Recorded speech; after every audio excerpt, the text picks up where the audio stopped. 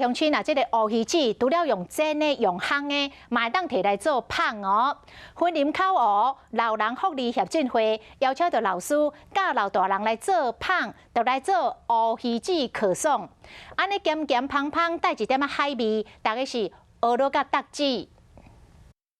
老师教大家怎面是准备要做乌鱼子的芳。这个乌鱼子是云林沿海地区重要物产，不过大部分人拢是用煎的，也是用烘的。虽然同款营养好食，不过口味较无变化。口湖老人福利协进会就专工请老师教大家做无同款的物件。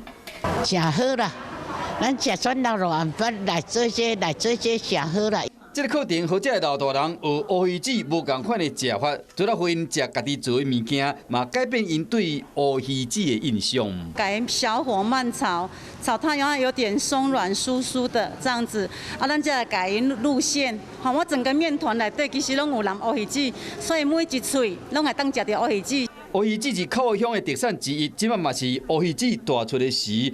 这老大人欢迎乡亲去口湖食上界在地好滋味。